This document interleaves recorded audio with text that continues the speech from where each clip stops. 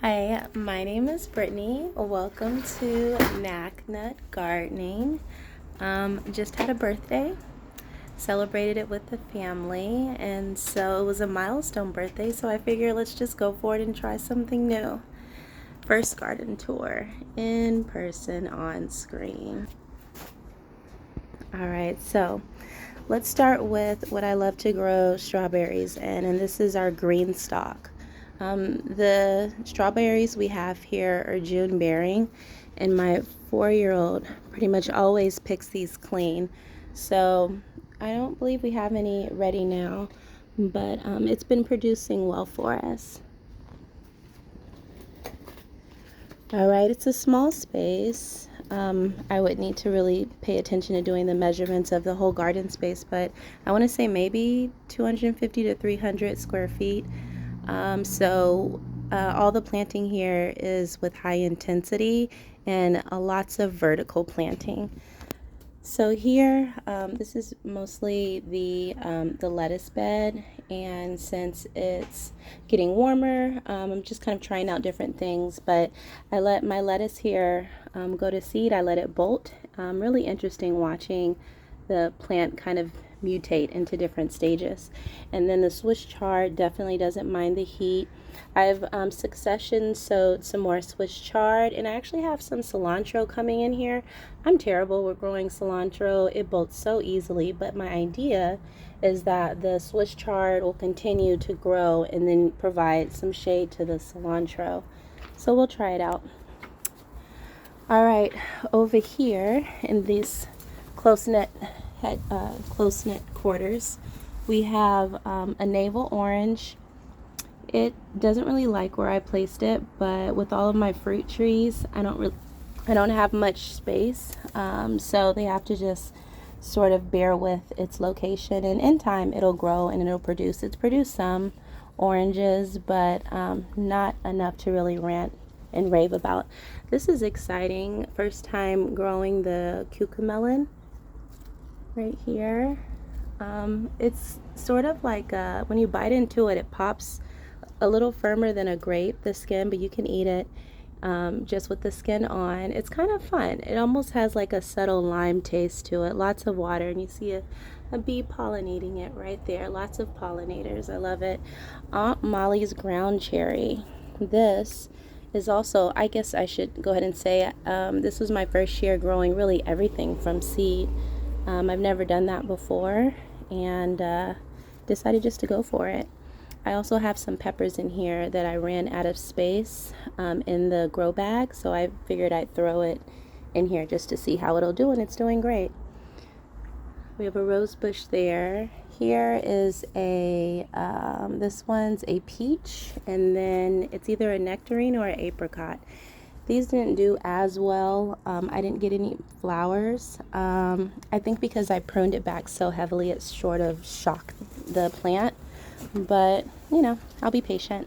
Now, we call these our twin beds. Now, in this one here, I had cucumbers and squash, and it grew absolutely out of control. So I just did a chop and a drop, and so I'll plant more Aunt Molly ground cherries in there because the kids are going to absolutely love it.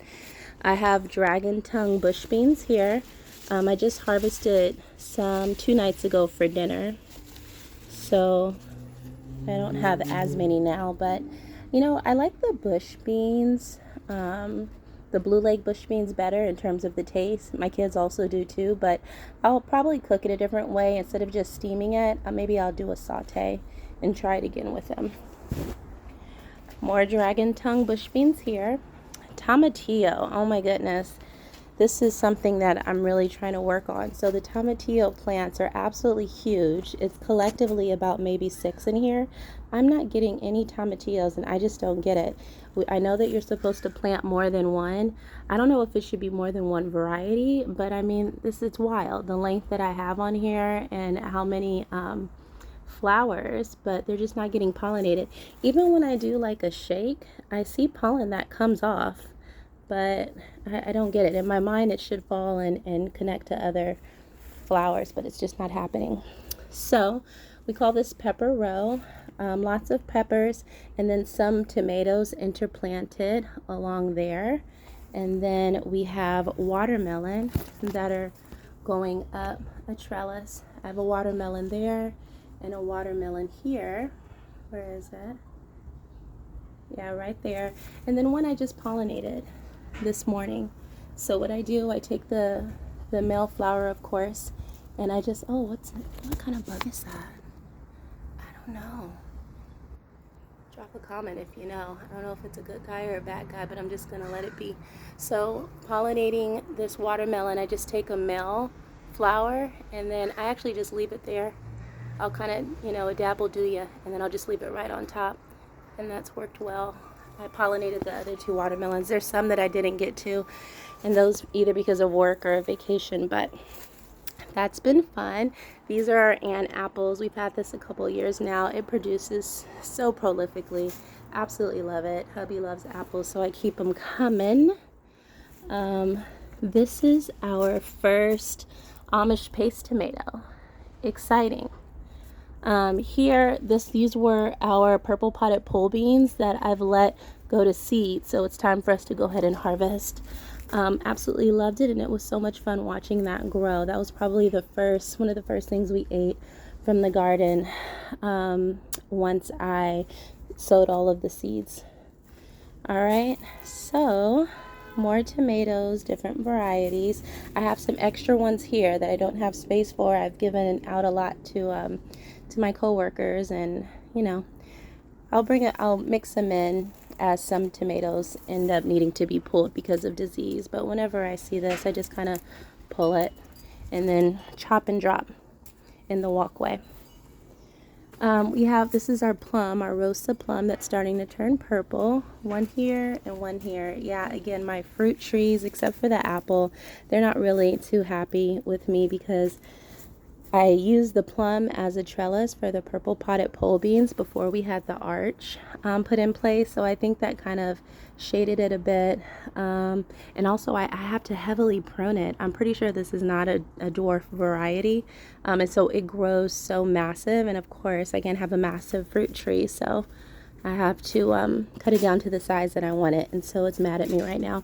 Forgot to mention the kumquat.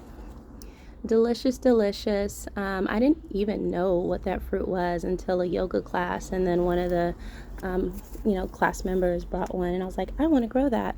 Again, it gets shaded out, so it's not as happy, but I'm patient with the garden and the garden's patient with me. Here, this was a compost bin in this raised bed, but I could not bear not planting in it, especially as the compost grew and it was ready to be planted in. So I have basil, dark purple opal, lettuce leaf that caterpillars have enjoyed more than me, lemon balm, I have borage, lots of watermelon in the back here, and then a nasturtium. This is now the official compost bin. Here we have a squash and asparagus, super exciting. Let's see, my battery, I have like 5%, so I'll have to speed up. Different peppers and a Kajari melon. Vein of my existence, but I'll save that story for another time. We have okra, now purple potted pole beans that I've just sowed because I miss them and so do the kids. Lots of more, this is cherry tomato lane. So all the cherry tomatoes are in the back wall there, and then some cherry tomatoes here, and then our beefsteak, like our Paul Robeson. I planted 2 determinants, not really knowing what I was doing, and so it's okay, but I'm definitely gonna leave this for the indeterminates next time, since I want them to grow up tall on this this trellis system. And then I have 2 cucumber here. Oh, look at the wasp and the cabbage moth playing. It's cute.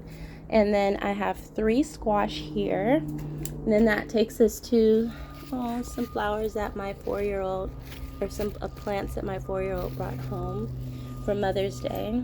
And our mint, these are kind of our grab and put in our ice water as we're headed in the sauna. yeah, so this was fun. This was my first garden tour doing it this way. I probably will do more, but I'll go and charge my phone and enjoy the